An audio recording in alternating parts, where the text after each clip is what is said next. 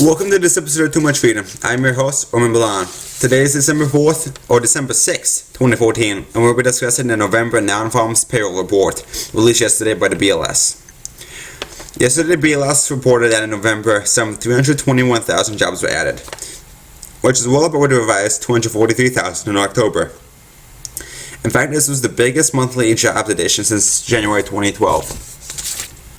Total non-farm payroll employment rose by 321,000 in November, compared with an average monthly gain of 224,000 over the prior 12 months. In November, jobs growth was widespread, led by gains in professional and business services, retail trade, healthcare, and manufacturing. Employment in professional and business services increased by 86,000 in November, compared with an average gain of 57,000 per month over the prior 12 months. Employment in retail trade rose by 50,000 in November, compared with an average gain of 22,000 per month over the prior 12 months. This is most likely due to the holiday season.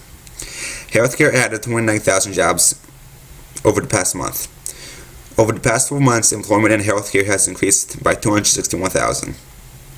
In October, manufacturing added 28,000 jobs. Over the past year, manufacturing has added 171,000 jobs, largely in durable goods.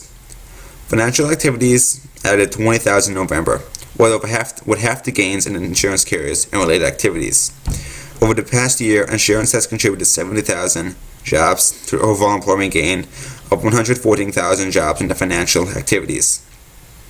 Transportation and warehouse employment increased by 17,000 in November, with a gain in couriers and messengers of 5,000. Over the past 12 months, transportation and warehousing has added 143,000 jobs. Employment in food services and drinking places continued to trend up in November and increased by 321,000 jobs over the year.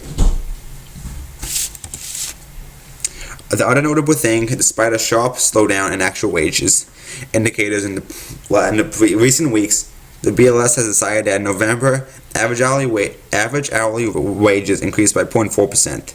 Double the 0.2% expectation and up from the 0.1% previous trend. In fact, the average weekly wage earnings increase of 2.4% is now the biggest since October of 2013. And then for those of you keeping up with the tabs on the composition of the labor force, the same adverse trends indicated over the past 4 years have continued, with labor participation rate remaining at a flat 62.8%, essentially the lowest print since 1978. Driven by a 69,000 worker increase in labor and people not in the labor force.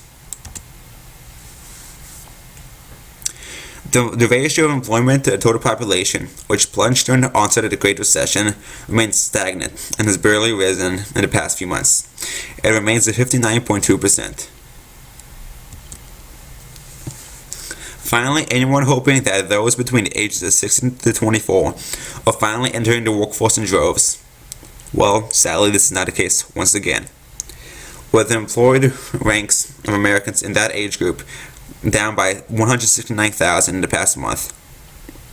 The good news, the aged workers, those over 55 and over, just rose to an all-time high of 32.814 million. Well, that's it for today, folks.